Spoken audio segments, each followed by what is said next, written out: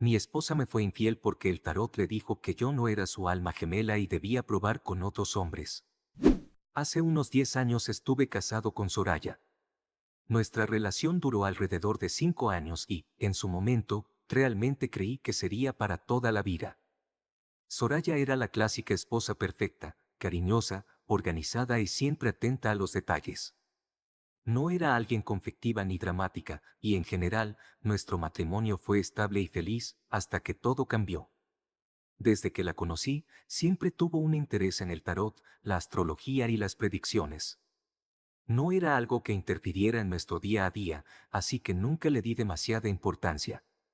Lo veía más como un pasatiempo inofensivo, algo que simplemente le entretenía. A veces sacaba sus cartas y jugaba a predecir el futuro en reuniones con amigos o familiares, pero todo quedaba en risas. Alguna que otra vez me comentó que había visitado a una tarotista para hacerse una lectura, pero como no nacía con frecuencia ni tomaba decisiones importantes basándose en eso, nunca sentí la necesidad de pedirle que lo dejara. Cuando nos enteramos de que Soraya estaba embarazada de nuestro primer hijo, fue uno de los momentos más felices de nuestras vidas. Llevábamos algunos años intentando tener un bebé, así que cuando finalmente ocurrió, lo celebramos con emoción. Los meses del embarazo fueron hermosos, aunque con los típicos altibajos de los cambios hormonales y la ansiedad por lo que estaba por venir. Soraya, como siempre, fue muy organizada y cuidadosa, siguió cada recomendación del médico, preparó la habitación del bebé con amor y se dedicó a leer sobre maternidad. Yo, por mi parte, me esforcé en ser el mejor esposo posible, acompañándola en cada consulta y asegurándome de que no le faltara nada. Cuando nuestro hijo nació, la felicidad fue indescriptible. Fue un bebé sano, y aunque la vida de padres primerizos nos tomó por sorpresa con noches de desvelo y pañales interminables, disfrutamos cada instante. Nos adaptamos a la rutina, apoyándonos mutuamente y aprendiendo en el proceso. Recuerdo que Soraya solía mirar a nuestro hijo mientras dormía y decía que jamás había sentido un amor tan grande por alguien. En ese momento, yo pensaba exactamente lo mismo. No tenía ni idea de que, años después, nuestra felicidad se convertiría en una pesadilla. Y todo comenzaría con una simple visita a la tarotista. Lamentablemente, nuestro hijo falleció. No voy a entrar en detalles porque, incluso después de tanto tiempo, sigue siendo algo difícil de recordar.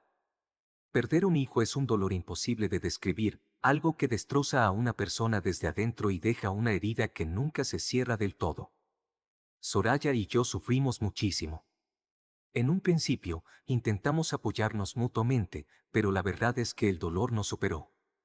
Aunque ambos pasábamos por lo mismo, cada uno lo vivió de una manera distinta. Y eso empezó a separarnos. Ella se sumió en la tristeza. No comía bien, apenas dormía y pasaba horas encerrada en la habitación de nuestro hijo, mirando su cuna vacía. Yo, en cambio, trataba de mantenerme ocupado, enfocándome en el trabajo y en la rutina diaria, como una forma de sobrellevar el duelo. No porque sintiera menos dolor que ella, sino porque era la única manera en la que podía seguir adelante sin derrumbarme. Pero a Soraya no le gustaba eso. Sentía que mi manera de procesarlo significaba que yo no lo estaba sufriendo de verdad. Que yo no le entendía. Que estaba siendo frío e indiferente. Y entonces apareció el tarot. Semanas antes de que nuestro hijo falleciera, Soraya había visitado a su tarotista de confianza, algo que hacía ocasionalmente, más como una distracción que como una verdadera guía. Aquella vez, la mujer le había dicho que pronto sufriría la pérdida de un ser querido. Soraya no le dio demasiada importancia en ese momento. Pensó que tal vez se refería a un pariente lejano, o a alguien de edad avanzada. Pero cuando nuestro hijo murió, vio aquella predicción como la prueba absoluta de que el tarot era real. Desde entonces, empezó a buscar respuestas en las cartas. Quería saber por qué había sucedido, si había una razón o si estaba pagando alguna culpa. Al principio, pensé que era solo una forma de encontrar consuelo, así que no me opuse. Si eso la ayudaba a sobrellevar su dolor, no tenía problema con ello. Pero pronto noté que no era solo una fase. Soraya comenzó a obsesionarse. En un principio, iba con la tarotista una vez por semana. Luego 2 veces. Luego 3. A veces, pasaba horas en sesiones, y cuando regresaba, parecía más tranquila, pero al mismo tiempo, más distante de mí. Empezó a hacer cambios en casa, diciendo que necesitábamos limpiar la energía negativa y armonizar el ambiente. Compró velas, inciensos, cristales y amuletos. Me pedía que no usara ciertos colores de ropa porque podían atraer malas vibraciones. Cada vez que yo intentaba razonar con ella, me respondía que no entendía nada, que era un cerrado de mente, que mi negatividad estaba estancando su proceso de sanación. Fue ahí cuando empezamos a pelear más seguido. No importaba el tema, cualquier desacuerdo que tuviéramos, Soraya lo atribuía a energías incompatibles o destinos cruzados. Cuando yo le decía que lo que necesitaba era terapia, no una tarotista, se enojaba y me acusaba de no respetar su forma de ver el mundo.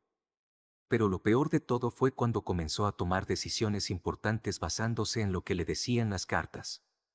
Recuerdo una vez que le propuse que nos tomáramos un tiempo para viajar, para alejarnos un poco del dolor y tratar de reencontrarnos. Pensé que tal vez cambiar de ambiente nos ayudaría a reconectar como pareja. Pero su respuesta me dejó helado. La tarotista dice que no es buena idea viajar en este momento, dijo con total seriedad. Las cartas me advirtieron que no debo alejarme de este lugar todavía. Fue ahí cuando me di cuenta de que la mujer que había sido mi esposa ya no estaba. Había sido reemplazada por alguien completamente diferente, alguien que no podía tomar una decisión sin antes consultar con una desconocida. Y luego llegó el golpe final. Una noche, después de una de sus sesiones, Soraya regresó tarde a casa. Se veía extraña, inquieta. Cuando le pregunté dónde había estado, me respondió sin mirarme a los ojos. Fui a ver a la tarotista, tuvimos una sesión más larga de lo normal. No le di muchas vueltas en ese momento, pero al día siguiente revisé su teléfono. No era algo que acostumbrara a hacer, pero algo en su actitud me había parecido sospechoso. Y ahí lo vi, mensajes con otro hombre. No eran conversaciones de meses ni una relación que llevara años a mis espaldas, pero sí llevaban un tiempo escribiéndose. Mensajes coquetos, insinuaciones, palabras que dejaban claro que entre ellos había algo más que una simple amistad. Y lo peor fue leer los últimos mensajes. La noche anterior había sido cuando finalmente estuvieron juntos. Cuando la confronté, al principio trató de negarlo. Pero cuando le mostré las pruebas, simplemente suspiró y me dijo, con total tranquilidad. La tarotista me dijo que mi verdadero compañero de vida no eres tú. Que mi alma gemela es otra persona. Que nuestras energías nunca fueron compatibles y que yo solo estaba aferrándome a un amor que no era real. Me quedé en shock. No solo me estaba confesando que me había sido infiel, sino que lo justificaba con una estupidez esotérica. ¿Y por eso decidiste acostarte con otro? ¿Porque una tarotista te dijo que no éramos el uno para el otro? Le solté, furioso. No lo entiendes, dijo ella, molesta. No es solo lo que ella me dijo. Es lo que yo siento. Cuando estoy con él, todo fluye. No hay conflictos, no hay discusiones. Es como si siempre hubiéramos estado destinados a estar juntos. Claro, porque apenas lo conoces, escupí con sarcasmo. A ver si sigues diciendo lo mismo cuando tengan problemas como cualquier pareja normal. Pero ella no quiso escucharme. En su cabeza, ya tenía la respuesta que quería. La tarotista le había dado el empujón que necesitaba para justificar lo que había hecho. Poco después, Soraya se fue de la casa. Dijo que necesitaba seguir su camino y que yo debía dejarla ir. Verla salir por esa puerta fue una mezcla de alivio y dolor. Una parte de mí la odiaba por lo que había hecho. Pero otra parte, la que recordaba los años felices, solo sentía tristeza. No solo había perdido a mi hijo. También había perdido a mi esposa. Lo peor de todo es que yo ya sabía cómo iba a terminar esto. Sabía que tarde o temprano, la fantasía se rompería. Y efectivamente, años después, cuando Soraya tocó mi puerta pidiéndome que habláramos, supe que había llegado el día en que descubriría las consecuencias de sus decisiones. Pero vamos en orden, para que todo quede claro. El divorcio con Soraya fue más sencillo de lo que esperaba. No hubo peleas, no hubo discusiones por bienes ni por dinero. Simplemente aceptó todo sin oponer resistencia. En cualquier otra circunstancia, eso me habría parecido extraño, pero considerando el estado en el que estaba, lo entendí. Para ella, el matrimonio ya había perdido todo significado. Las cartas le habían dicho que nuestro vínculo estaba roto, que su destino estaba en otro camino, y no tenía sentido luchar por algo que, según ella, nunca debió haber existido. En su mente, simplemente se había alineado con su verdadero destino, como si lo que hizo no tuviera consecuencias reales. Como si no me hubiera traicionado. Aún así, no mostró ninguna resistencia cuando le entregué los papeles. Firmó sin hacer preguntas, sin siquiera discutir términos. Me cedió todo sin una sola queja, la casa, los muebles, el auto. No quería nada material, solo quería seguir con su nuevo camino espiritual. Yo no lo veía como un favor ni como un acto de nobleza de su parte. Más bien, era una muestra de lo desconectada que estaba de la realidad. Poco después de que se fue de la casa, sus padres me buscaron. Eran personas con bastante poder adquisitivo y siempre habían querido lo mejor para su hija, así que estaban preocupados por su estado. No porque estuviera pasando por una crisis económica, ellos se aseguraban de que no le faltara nada, sino porque no entendían en qué clase de vida se había metido. Sé que ella cometió errores, pero entiéndela, me dijo su madre cuando nos reunimos. Está sufriendo. Ha pasado por mucho. Yo no sabía si reír o enfurecerme con ese comentario. Como si yo no hubiera perdido a mi hijo también. Como si yo no hubiera estado roto, tratando de seguir adelante con el dolor. Yo también la amaba, les dije, con toda la frialdad del mundo. Y traté de salvar nuestro matrimonio. Pero no puedo hacer más si ella misma no quiso hacerlo. Su padre intentó hacerme cambiar de opinión, incluso insinuó que podría ayudarme económicamente si reconsideraba darle otra oportunidad. Lo rechacé de inmediato. No era cuestión de dinero. No podía estar con alguien que, en el peor momento de nuestras vidas, en vez de apoyarse en mí, se refugió en una estafadora y luego me traicionó. Ellos insistieron un par de veces más, pero no había nada que pudieran decirme para hacerme cambiar de opinión. Soraya ya no era la mujer de la que me enamoré. La había perdido el día que decidió escuchar más a una tarotista que a su propio esposo. Pasaron varios meses hasta que el divorcio se finalizó por completo. Durante ese tiempo, intenté enfocarme en mi vida, en mi trabajo, en reconstruir lo que quedaba de mí después de todo lo que había pasado. Pero inevitablemente, seguía enterándome de cosas sobre Soraya. Su alma gemela, el tipo por el que me había dejado, resultó que tampoco era su destino. La relación duró apenas unos meses antes de que ella decidiera que la conexión astral no era la correcta. Me enteré de esto por un amigo en común, que todavía tenía contacto con algunas personas de su círculo. Según lo que me contaron, después de separarse de ese hombre, Soraya siguió buscando. Y cuando digo buscando, no me refiero a que simplemente salía con otras personas. No. Lo suyo se convirtió en una especie de obsesión. Según su lógica, el tarot le había dado la dirección correcta, solo que todavía no había encontrado a la persona exacta. Así que siguió probando. Cada pocas semanas tenía una nueva relación. A veces duraban un mes, a veces menos. En cada una de ellas, estaba convencida de que había encontrado a su verdadero compañero espiritual.